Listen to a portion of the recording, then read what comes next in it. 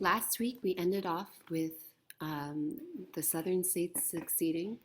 This week we're actually looking at the Civil War in America starting. So we're going to have Northerners fighting against the Southerners. Our objectives this week is we're going to look at the strengths and weaknesses of both the North and the South. Number two, we're going to evaluate the strategies that the North and South use in battle. And third, we're going to look at summarizing the battles of the first half of the war. So we're going to start some of the war, looking at their first battles. Now, just to note, in the North, we have the leader is Abraham Lincoln. He is now the President of the United States. And his hope is he is trying to restore the Union. So he wants North and South to be one country again. In the South, we have now sort of a new country called the Confederate States of America, or the Confederacy. And their leader is Jefferson Davis. He is trying to defend against the Northerners and is also trying to gain recognition. So what that means is up until this point, no one thinks the South is a country. They still see them as part of the United States. So here we have is how the U.S. is divided during the Civil War. So as you can see, all the gray areas, these are slave states. They are going to join the Confederacy, the South. All the blue states, we are all the free states who are going to be in the North. And then, of course, we still have a lot of territory. So when we think of this war, we think of it as being divided over the slave issue, but we also think of it as the South wanting to have a different country than the North. So looking at the advantages of the North winning, we have the North has more population, and their economy is good. They have things like railroads, they have the industry, the manufacturing industry. They also have lots of animals in the North. They already have a professional military. So compared to the South, who is a new country, they're not going to have a professional military yet. The North also is being led by Lincoln. Now, Lincoln turns out to be quite a good leader. Now, if the South wins, or if they tie, meaning they sort of retreat, they're fighting on their land. So most of the battles that happen in the Civil War, it's in the South. So they know the land. They know the land way more than Northerners do. They're also very spirited. They have a lot of sort of morale and spirit and passion for being their own country and passion for their Confederacy. And I would say that exists still today. Also, the geography ends up being very difficult for Northerners to just go in and take over. Some of the neutral factors is we have both sides have very strong military leadership, and both sides have a response from Europe. Now, the start of the war happens with this place called Fort Sumter. Now, Fort Sumter is in Carolina, South Carolina, that is. And now, as soon as the southern states started to secede from the Union, many of the people were starting to try and take over important government buildings in the South. And these military forts were the Southerners' first priority. Fort Sumter was a very important military fort in the South that both sides wanted to keep. So Lincoln is presented with a problem. Is Lincoln and the Northerners, are they going to start the attack, and which will start the war? Or are they going to wait? Now, if Lincoln starts the attack first, he's going to have other southern states succeed and join the South. But if he waits, he may be giving up this very important Fort Sumter, which is sort of an important military base in the South. He also will be admitting that the Confederacy is a real country. Up until this point, Lincoln has not really admitted that the southern states are actually a new country. And so if he were to take this action, he's sort of saying that they are. Lincoln sort of does a very smart thing where he decides that he is not going to decide. What he does, instead of attacking, is he sends in food to the fort for hungry men. This sort of forces Davis to decide whether he's going to attack first. Is he going to attack these men that are being sent in to give food? And Davis, he decides that he is going to attack. So he attacks the Fort Sumter, and this sort of unites the northern states behind Lincoln. So up until this point, many of the northern states, they were trying to bring up compromises with the South. That wasn't working, and now we have the official declaration of war.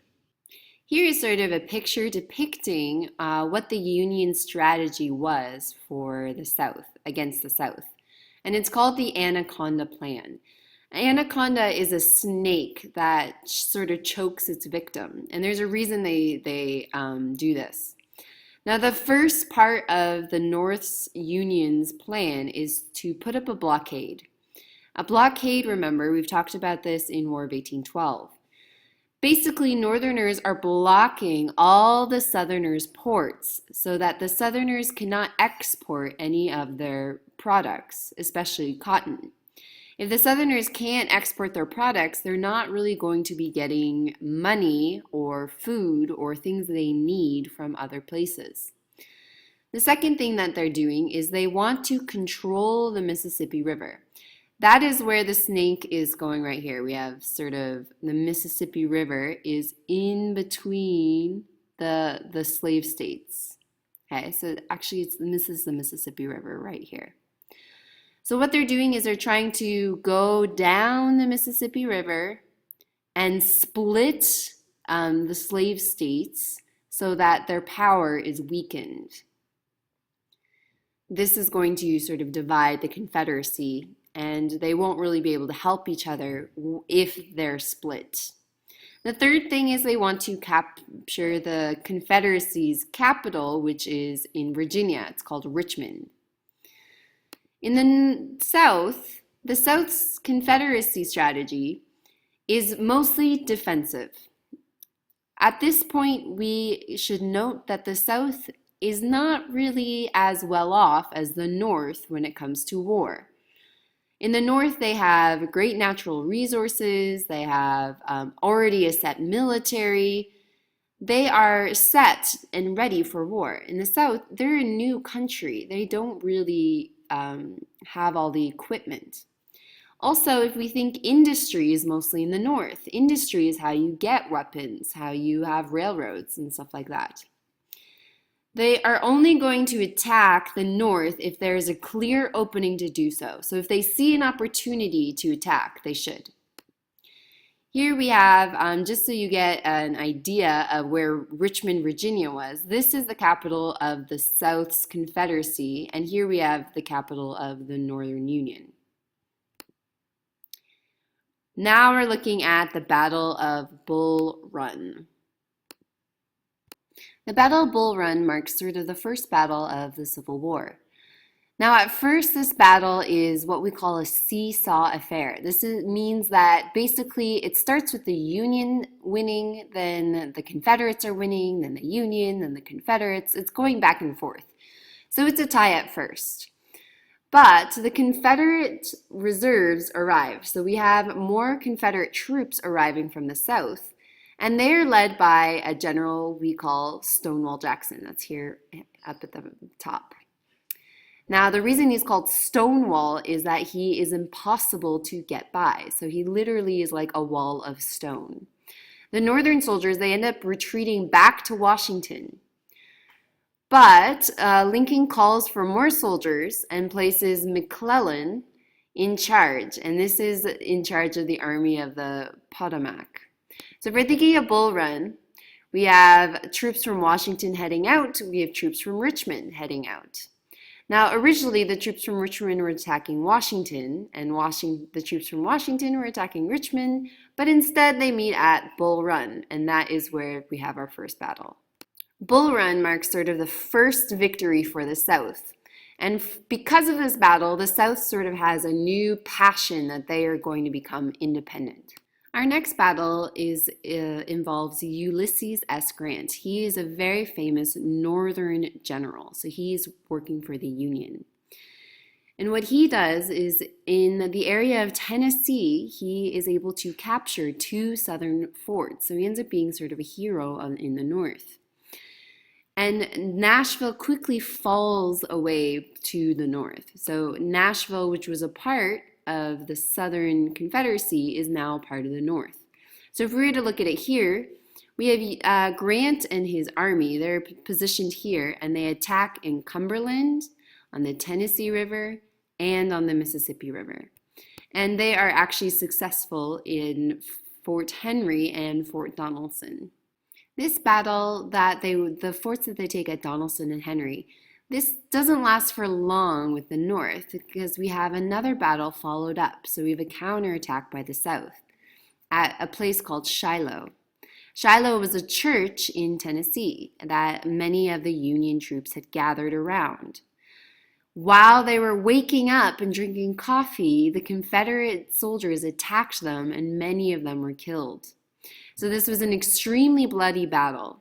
But Ulysses S. Grant, he ends up reorganizing the troops he has left, and he is able to drive the Confederates out.